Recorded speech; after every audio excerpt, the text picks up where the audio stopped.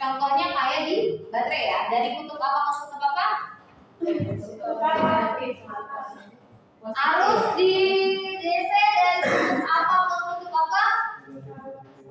Utara ke selatan. Baterai ada utara selatan. Positif ke Negatif. Jadi kalau kalian ingat arus arah pasti contohnya ada di baterai, ya. Baterai. Kenapa? Karena dia jelas mana kutub positif, mana kutub negatif. Dan itu pasti selalu dari positif ke negatif. Arusnya nggak mungkin berlawanan. Kalau berlawanan berarti dia bukan searah. Yang namanya searah ya satu jalur. Kalau bolak balik berarti dia bisa dari sana balik lagi. Kalau searah ya cuma lurus one way ibaratnya. Ya. Selain baterai, alat apa lagi yang dia ada positif negatifnya? Di motor ataupun di mobil di sini. Oh itu aki. Nah, Aki bukan baterai gitu. iya, tapi kan bentukannya beda. Aki bentukan dalamnya baterai kan seperti gini ya, yang silinder. Kalau aki kan kotakan gitu kan? Yang kotak itu yang aki kan? Benar. Oke, selain aki, yang paling sering ditemukan baterai ada positif dan negatif. Dipakai di kimia. Apa tuh? Dipakai di kimia. Sumber arus listrik yang ada positif negatifnya. Yang paling pertama sebelum baterai. Sebelum jadi baterai kan udah jadi bagusnya nih. Itu sebelum jadi sebelum namanya.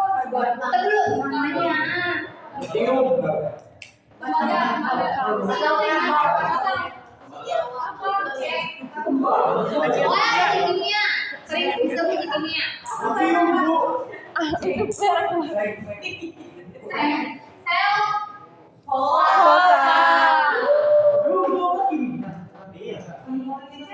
Baru kemarin. emang bukan kimia.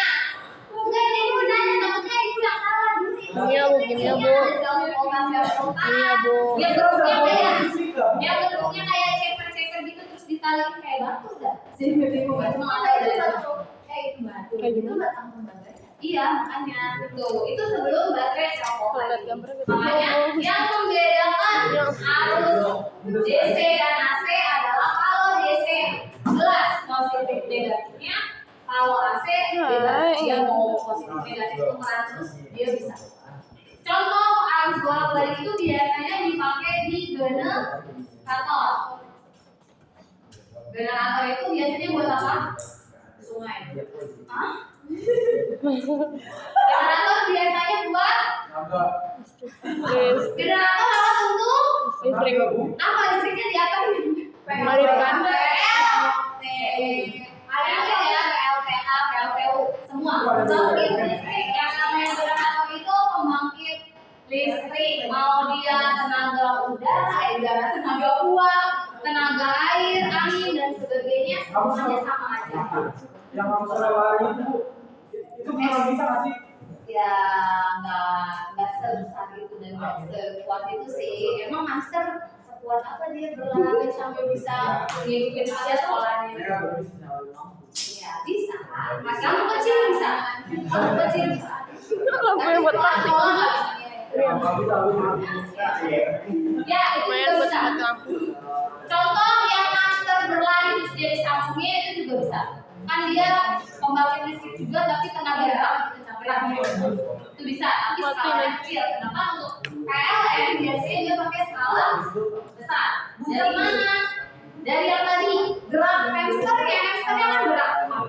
Pas dia gerak, dia itu merubah bentuk. Kalian sudah belajar di Indonesia kemarin merubah bentuk fluxnya. Fluxnya jadi lebih banyak kan yang kemarin ada karena kuasan jadi muter kan.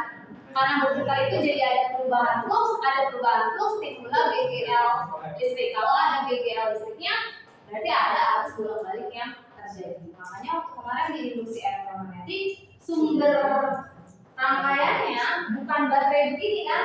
Kalau dia di arus bolak balik di sini lambangnya S Tangga. Tangga. Ya, lambangnya Tangga. Kalau lambangnya Tangga berarti dia harus bolak-balik. Kalau dia lambangnya baterai berarti dia DC. tapi kalau seandainya saya tulis yang infinity 8 boleh, bebas, terserah kamu. Sama aja, selama artinya dia tangga gitu. Berarti kan dia tangga itu bebas dia mau kanan kiri gitu. Dia bisa ibarat colokan, ada colokan handphone kamu, mau kamu ketukar juga tetap ngisi daya. Itu boleh. Sedangkan kalau misalkan yang harus ASDO ya udah bersih baterai, kalau kamu ketukar dia kan nggak nyala kalau ngomong gitu remote. Itu ya.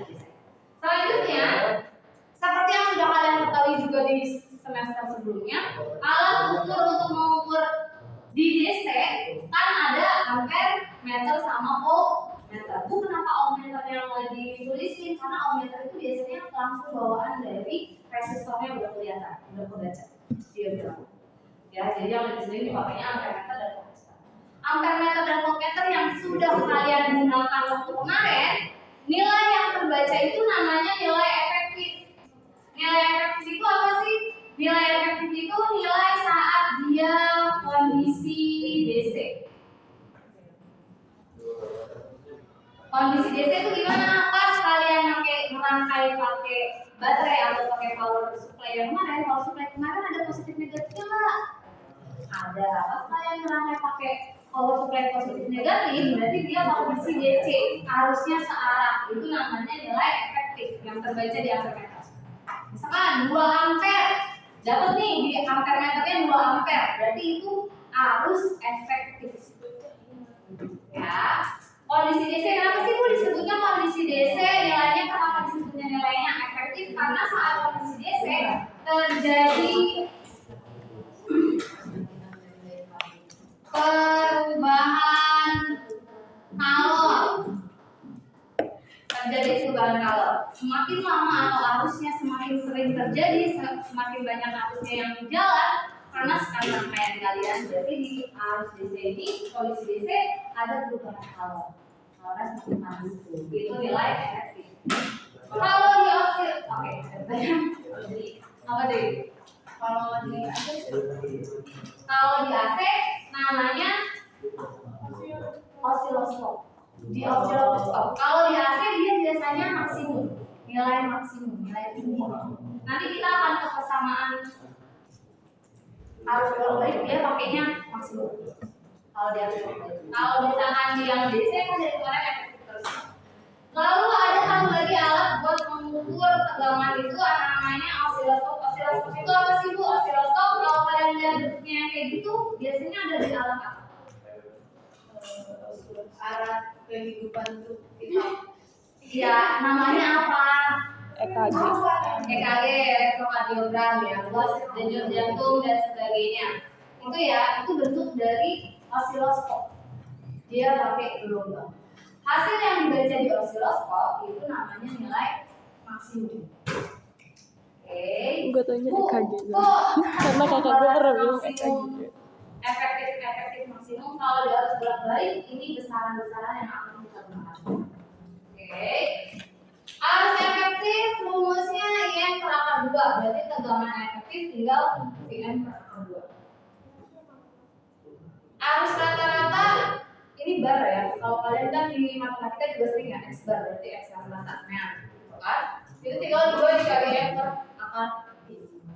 Itu sesuai kebutuhan aja sih. Ini besaran yang akan dipakai. Nanti ini berlaku buat di beberapa persamaan. Oke. Next. Contoh osiloskop. Misalkan di sini ada osiloskop di bagian horizontalnya itu menerangkan waktu, di bagian vertikalnya itu menerangkan tegangan. Jika satu kotak vertikal menyatakan 10 volt dan satu kotak horizontal menyatakan 5 second, berarti satu kotak isinya 5 second dan 10 volt. Tentukan yang pertama Vimas VR, rata-rata dari frekuensi sama VPP. VPP itu V yang peak to peak, puncak ke puncak. Kita jawab ya satu-satu. Yang mirip pulang pergi dari puncak ke puncak. Oke. Yang pertama Vimax. Menurut kalian Vimax itu berapa kotak untuk menghasilkan tegangan maksimum? Tegangan maksimumnya itu ada di mana? Sini, Atas. sini. Yang mana? Saya gue bikin ABC dulu ya. A, B, C. Tunggu bentar. B. Di posisi mana dia ada maksimum? B. Dari posisi B berarti berapa kotak? 4. Emang nolnya di mana? Nolnya di mana? Kalau bentuknya seperti ini, kelas 11 gelombang nolnya di mana? Dia A. Berarti dari A ke B berapa kotak? 2. Berarti Vmax-nya adalah 2 kotak. Kalau 2 kotak berarti 2 kali 10 hasilnya 20 volt. Selesai Vmax. V efektif. Apakah Vmax selalu ada di atas? V efektif kan tinggal Vm per akar Always. 2, ya nggak? V efektif berarti tinggal Vm per akar 2. Vm-nya tadi kita udah dapat 20 per akar 2. Berapa 20 per akar 2? Di 10 akar 2 volt. Cepet ya. Yang C. V rata-rata tinggal 2 Vm per P. 2 kali 20 per P. 40 per P. Kira-kira kalau seandainya misalkan sebenarnya P-nya nggak segini bisa aja udah benar. 180. Tapi maunya dalam bentuk nilai. P-nya dipakainya yang 180 derajat atau yang 3,14 supaya dia bisa menjadi 3,14 atau yang 180 derajat. 3,40. Kenapa pakai yang 3,14? Karena nggak ada derajat ya pertama. Kedua dia nyari nilai. Jadi kalau mau membentuk nilai aslinya tinggal 40 dibagi 3,14 hasilnya sekian. Gitu ya kalau dia butuh nilai. Oke, sebenarnya kalau SI segini aja udah benar. Sampai sini terlalu cepat? Nah, lanjut. Yang D, periode. Ada yang masih ingat apa sih periode itu? Waktunya dibutuhkan untuk melakukan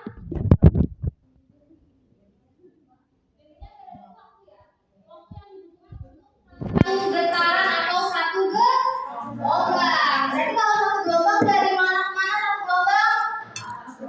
A ke C doang. Ayo pelajaran kelas 11. Gelombang dari mana ke mana? A ke E. Berarti dari A ke E berapa kotak? 8. 4.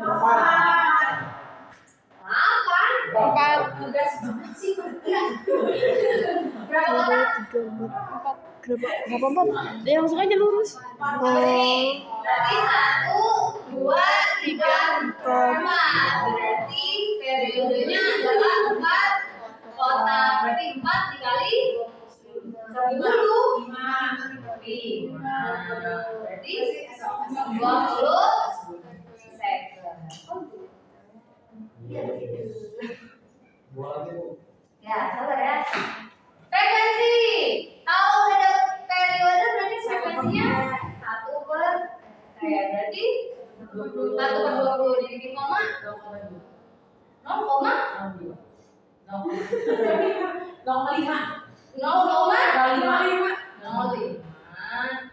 Satuannya hertz. Itu 2 per 10. Udah ya. 2 per 10, 0,21 per 20, 0,05. Sampai sini? Kalau cepat? Oke, terakhir. F. Tegangan puncak ke puncak. Puncak ke puncaknya kira-kira dari mana ke mana? B ke F. Puncak. F. Puncaknya jangan puncak antar bukit itu pakai. Puncak dan B ke B ke D. Dari B ke D berapa kotak? Tegangan vertikal horizontal. Vertikal berarti 4. 1, 2, 3, 4. Berarti peak to peak-nya 4. Kotak 4 dikali 10. Peak itu kan puncak. Iya. Puncaknya bakal ke 1000 kali. Oke. Sampai sini ada yang ditanyakan? Nggak ada. Kita coba satu kali lagi ya, satu soal. Sorry. Masih sama Mas Botar ini. Jangan bisa masih ada aja. Ya, Bu Silau 2.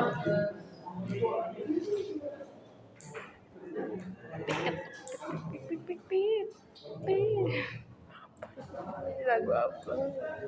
Mungkin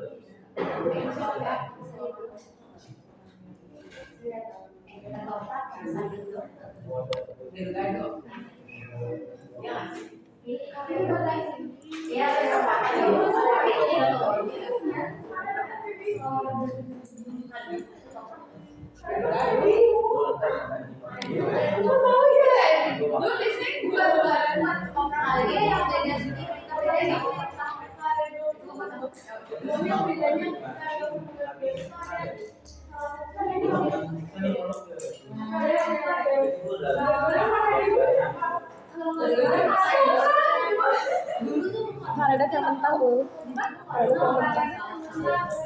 Kanada yang mentah. Gara-gara yang matang.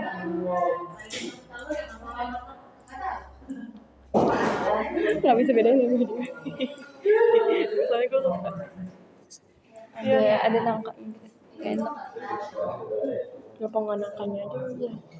Emang bisa. Kan biasanya suka dicampur gitu. Jadi kan gue juga ketoprak tuh ada togenya. Jadi gue suka ribet kalau di tempatku tuh itu tuh sayurnya udah dicampur gitu lah.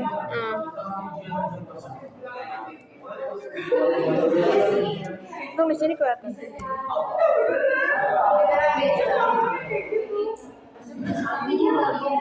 Itu gini aja. Itu apa? VM ya? VM. Viper CM? Enggak, yang A, yang Barcelona. Oh iya. Satu CM. Oh kotaknya ya? Kotaknya 1 CM. Yang tahu. Gaya Yang penting mau dibeli. Ini translate. praktiknya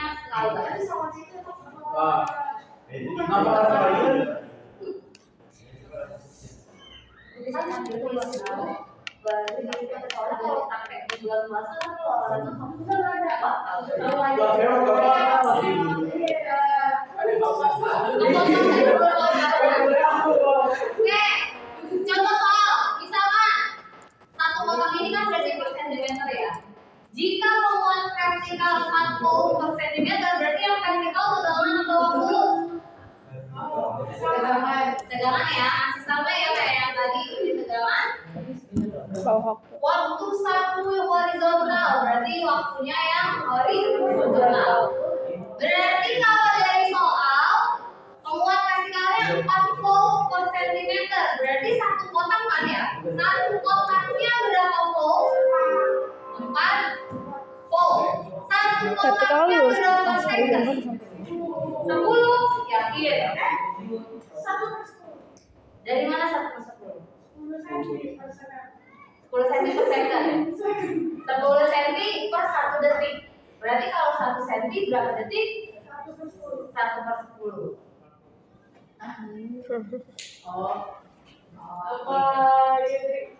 Ini ya, 10 cm per second. Kalau ini kan udah jelas 4 volt per centimeter. Ini 1 cm, berarti dia 4 volt satunya.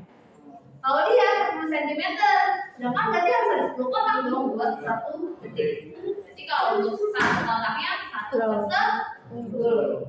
Oke, tegangan maksimumnya berapa? Bikin ABC-nya dulu ya.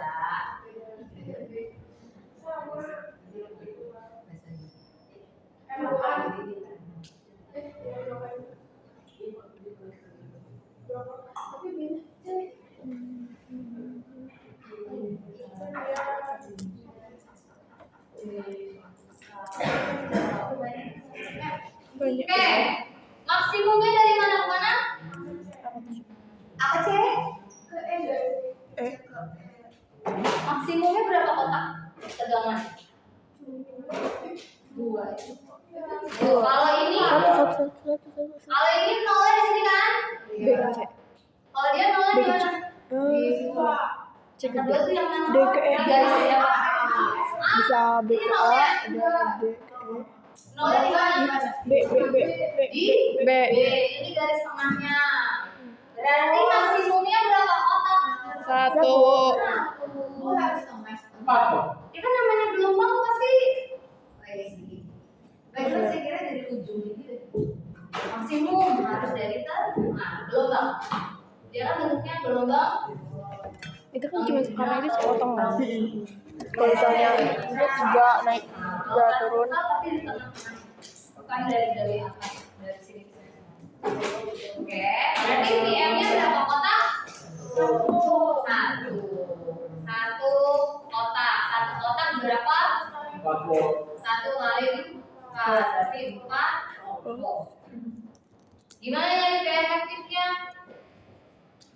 PM per akar 2 PM-nya 4 per 2 berapa? 2 per 2. Akar 2 volt. Terakhir frekuensi. Bu bingung cari frekuensinya, berarti lihat dari waktu. Satu gelombangnya dari mana ke mana? Kayaknya lumayan deh. Yang nggak Aku yang nanya, tadi. satu gelombang itu terdiri dari apa? Satu lembar, satu bukit. Berarti satu gelombang. Aku dia doang? Aku ya, coba kita ansir. Oh iya, sama. Aku berapa kotak? 2. Berarti periode dulu ya kita lihat. Periodenya 2 kotak. Berarti 1/5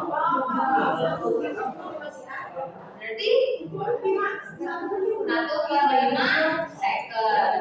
Berapa periode? Frekuensinya 1 per periode. Berarti 1/1/5 ya. 5. Bisa sampai sini? Bisa. Oke, itu aja materi kita. Sampai